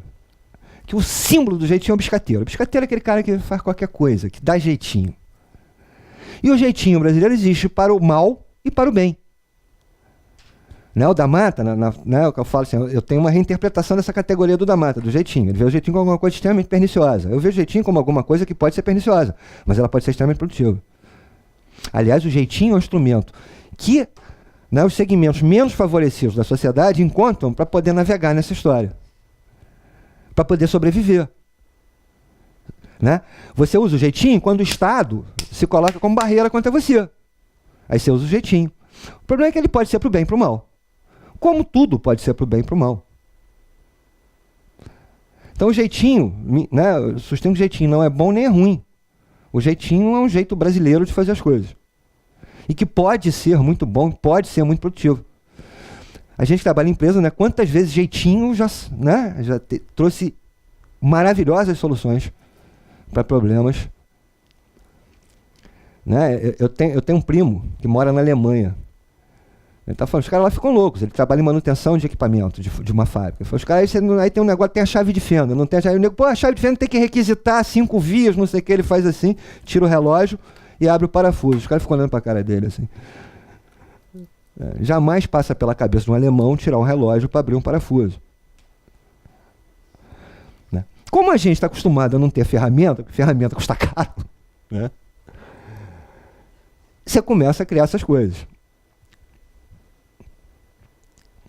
Então, a semiformalidade, na verdade, é o mundo do jeitinho, é o espaço do jeitinho. Né? Você só consegue fazer esse carnaval, o carnaval do jeito que eu falei, né, com muito jeitinho ali no meio.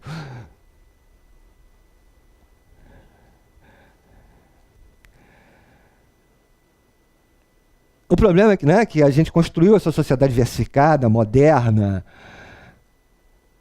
né, resolvendo esse dilema, só que isso não está universalmente distribuído. Né? Todos são iguais, mas alguns são bem mais iguais que os outros. Então a gente tem uma construção histórica da nacionalidade que contrapôs Estado e cidadão. A gente não tem um país clivado. A gente tem um país que é o país que é. E eu acho que esse é o primeiro passo que a gente tem que ter. É entender que o nosso país é o país que a gente é. Ele não é bom nem ruim. O Brasil não é bom nem ruim. Eu acho o Brasil bom, eu adoro isso aqui, porque eu nasci aqui, ponto. Agora, é o nosso país, ele é assim, a gente precisa entendê-lo e pensar nele a partir da realidade dele, e não da realidade de Nova York, de Paris ou de Estocolmo. A gente não é a Dinamarca. O que é bom para a Dinamarca é bom para a Dinamarca. A gente precisa pensar na construção de uma nacionalidade nossa, e não saxônica. E eu pergunto, será que a gente consegue, né, reduzir a desigualdade sem superar a semiformalidade? Eu acho que não. Vou repetir, sem superar. Eu não falei acabar. Eu falei superar. É dar uma outra categoria para isso. Porque ela é parte da nossa realidade. Superá-la como problema. Bom, por fim,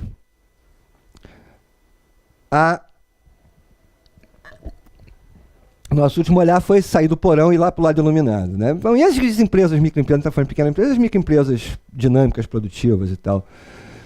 Como é que isso se dá? A literatura, toda a literatura de inovação, ela tende a privilegiar as empresas de grande porte. Por quê? Primeiro, elas têm mais disponibilidade de dados. Então é mais fácil onde a luz está acesa. Segundo, só as empresas têm dinheiro para investir em inovação. Ponto. Inovação custa caro, muito caro. Tem um alto risco, e eu estou falando inovação, desenvolvimento tecnológico, ciência e tecnologia, P&D.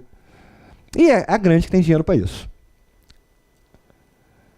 Segundo, pequena empresa é vista como um corpo uniforme. Pequena empresa. Aí cai naquela história de que nada baleia ornitorrinco. Terceiro, Raríssimas são as políticas de incentivo à inovação voltar para a realidade local. O que eu chamo de realidade local? A realidade do Brasil. O que eu pergunto? O que a gente precisa inovar no Brasil? O que é mais importante inovar no Brasil? Desenvolver um comprimido para fibrilação cardíaca ou... Não vou nem falar, vou pegar uma coisa mais... Fibrilação cardíaca mata.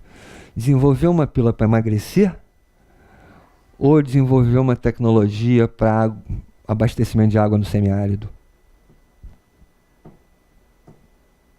Cisterna, para colher água de chuva. O que é mais importante para nós? O que é mais importante? Eu desenvolver um motor de automóvel de baixo consumo ou desenvolver um sistema de transporte de massa capaz de atender moradores de morro? Qual é a tecnologia que eu preciso desenvolver? Inovação não é inocente, inovação não é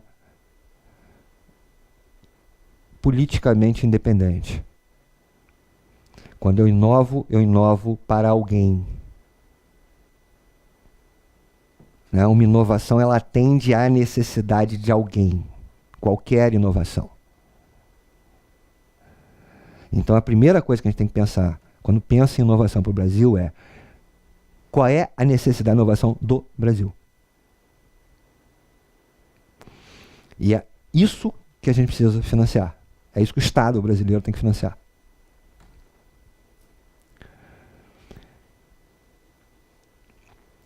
Outro problema é que, né, e por isso elas são pouco vistas nas políticas de inovação, na literatura de inovação.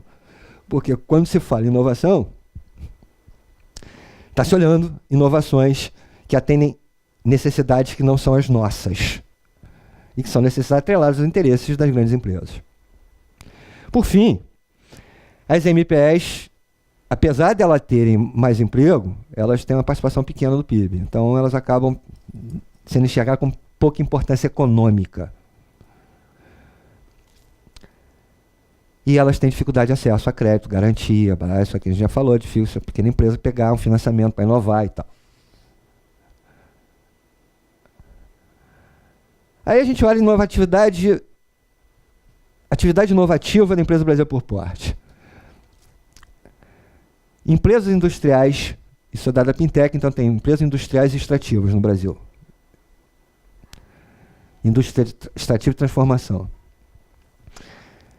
34% das pequenas diz que inovam, 45% das médias dizem que inovam, 56% das grandes dizem que inovam. Ou seja, as grandes têm uma propensão muito maior a inovar. Elas inovam muito mais que as pequenas, certo? Elas gastam 57% dela tem dispêndio em atividade especificamente voltada para a inovação, enquanto só 20% das pequenas. E fazem P&D, pesquisa e desenvolvimento interno. 82% das grandes fazem. 7% das pequenas. Né? Então, esses números é o seguinte, na verdade, a inovação está no mundo das grandes. Né? Inovação que eu estou falando aqui vale tudo, tá? Produto novo para o mercado mundial, produto novo para o mercado nacional, produto novo para a própria empresa. Ela lançou um produto que já existe no mercado, mas que ela não fazia. Isto é uma inovação. Entendeu? Ela lançou um produto novo que não tinha no mercado. Ou processo. Um processo novo, inovativo a nível mundial, um processo inovativo para o mercado brasileiro, ou um processo novo para ela. É um processo que o concorrente dela já fazia, ela não fazia o processo daquela maneira, ela inovou quando ela modifica o processo dela. Entendeu? Nesse contexto, a grande, né, está levando. Aí eu pergunto, será que por isso as grandes merecem mais atenção? É para elas que eu tenho que voltar à política de inovação? Primeiro, quantidade de empresas industriais que implementam a inovação é seu produto principal. Segundo faz o pessoal ocupado, então, assim, empresas que implantar inovação no produto principal.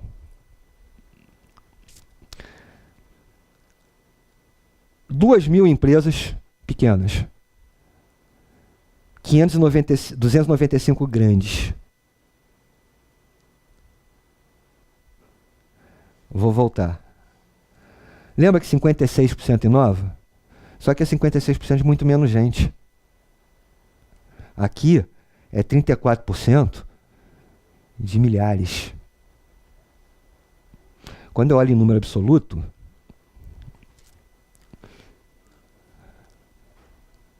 das 281 empresas que disseram que lançaram um produto absolutamente novo para o mercado mundial, 150 eram pequenas. Então, a despeito de um percentual muito maior de grandes empresas lançarem produto novo, quem lança produto novo são os pequenos. Né? Número é um negócio muito simpático, né? Depende de como é que a gente olha o binóculo.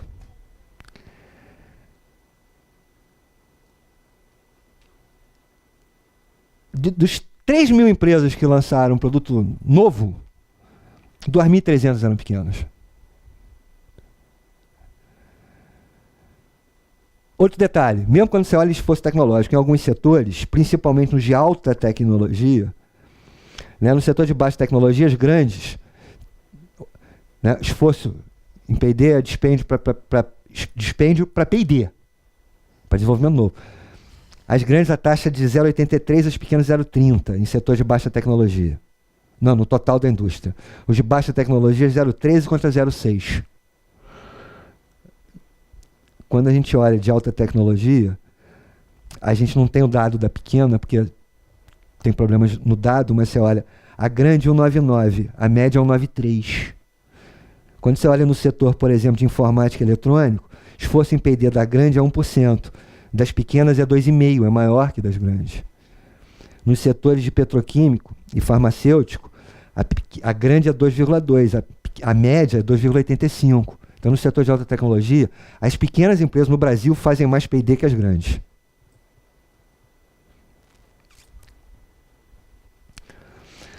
O que a gente viu no estudo todo? Que a taxa de inovação das grandes é maior, mas o esforço inovativo das pequenas é mais elevado.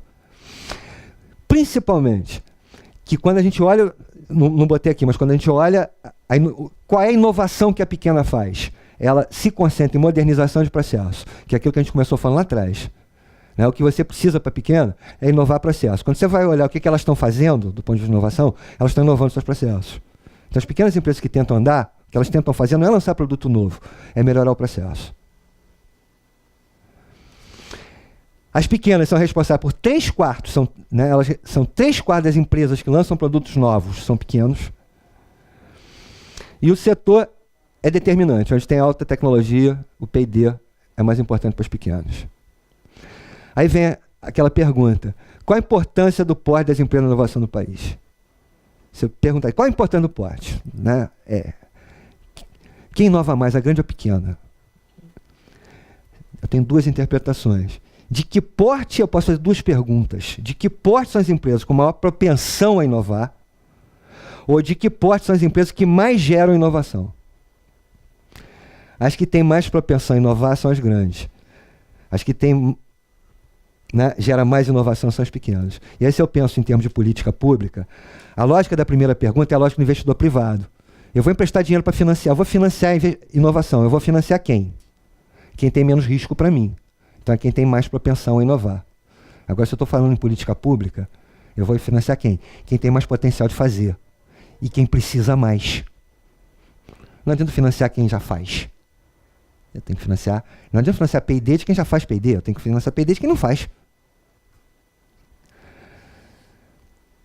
E para a difusão de tecnologia do país, o que eu preciso? Lembram lá, quando eu falei Schumpeter lá atrás? Eu preciso de um ambiente capaz de absorver o transbordamento.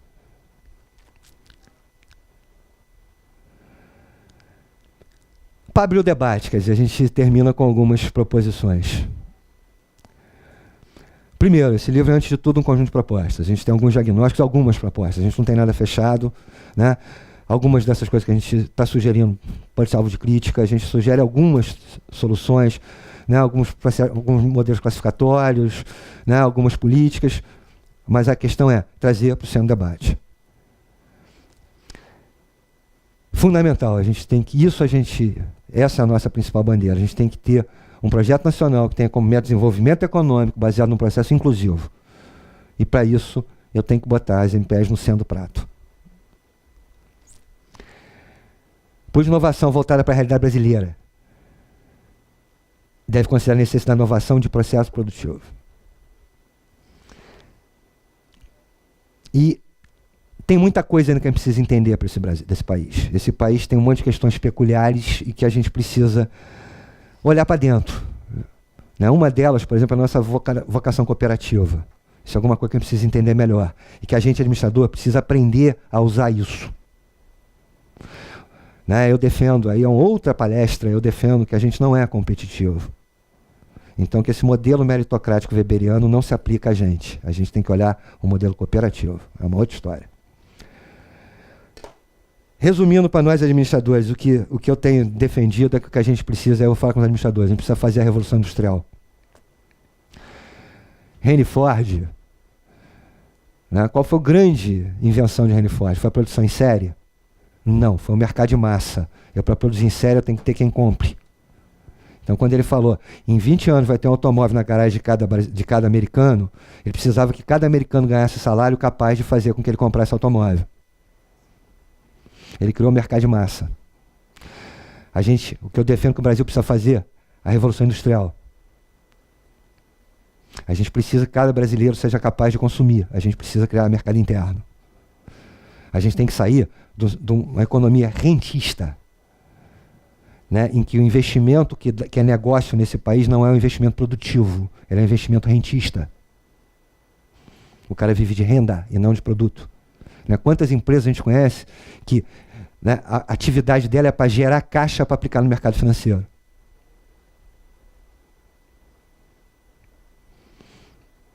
A pequena empresa não tem condição de fazer isso. Ou então é um conjunto de empresas que o seu negócio é vender para o mercado, é entrar numa cadeia subordinada, numa posição subordinada nas cadeias globais de produção. Esses caras não precisam de mercado interno. Então eu tenho dito para os pequenos empresários, entendam uma coisa, pequeno empresário não é capitalista. Isso é uma coisa que nós, administradores, temos que começar a dizer para os pequenos empresários. Pequeno empresário não é capitalista. A produção ainda é formada por 3 fatores de produção: terra, capital e trabalho. Eu tenho que juntar terra, capital e trabalho para produzir. Os donos, os detentores desses fatores de produção, disputam na sociedade, né, se apropriar da riqueza que os 3 juntos geram. A luta de classe não acabou, não é verdade. Você continua tendo dono da terra, dono do capital, dono do trabalho. O dono da terra, o dono do capital, o dono do trabalho continuam disputando quem se apropria da renda.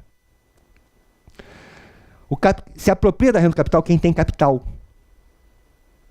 Renda de capital é aluguel, juro e dividendo. Isto é renda de capital. O pequeno empresário, o que ele faz, na verdade, é uma pequena acumulação de capital capaz de gerar para ele um bom emprego. Isso vale até para o médio empresário. Ele vive do trabalho dele. A renda dele vem fundamentalmente do trabalho dele. Então, na distribuição funcional, ele não é capital, ele é trabalho. E ele precisa entender que, como trabalho, o que ele precisa defender socialmente é o interesse do trabalho e não do capital, porque ele não é capital. Quando ele defende o interesse do capital, ele está indo contra o interesse dele. Ele vai estar defendendo uma sociedade rentista, concentradora, que não gera mercado interno, e sem mercado interno ele não vende. Sem um país crescendo, sem um país se desenvolvendo, sem um país distribuindo renda, o pequeno empresário não vende, ele não exporta. Ele não vive de renda, de juro. Então ele defende uma sociedade que valorize o trabalho do qual ele faz parte e que gere demanda e gere renda para ele poder vender, ou ele não vai crescer. Quando eu falo colocar a pequena empresa no centro do prato, é disso que eu estou falando. Criar uma sociedade capaz de incentivar o pequeno empresário e, ao mesmo tempo, gerar consumo, valorizar o trabalho, para gerar demanda e para a gente poder gerar economia numa outra lógica. Numa lógica que, né, que distribua melhor a riqueza e gere mais bem-estar para todo mundo. Né, porque, inclusive para quem tem dinheiro. Eu acho muito complicado você ser rico, né, e ter que se trancar, né, numa fortaleza com a sua riqueza. Você tem um belo carro, mas ele tem que ser blindado. Você dá um iPhone pro filho, ele tem que usar um outro telefone vagabundo na rua porque ele tem medo de ser roubado.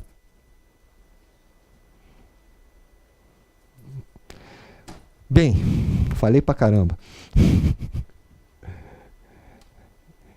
Alguém quer perguntar alguma coisa? Tem alguma pergunta de fora?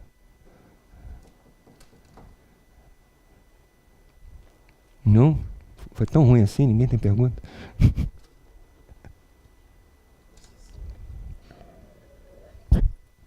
Evidentemente a gente falou, né, corri igual um doido para tentar falar, é um livro inteiro, a gente tentou falar tudo que está aqui. Quem quiser o livro para download, no IPEA, Instituto de Pesquisa Econômica Aplicada, www.ipea.gov.br, tem lá publicações, livros, é só entrar um pirilampo, ele vai aparecer, tem lá para download grátis, para quem quiser.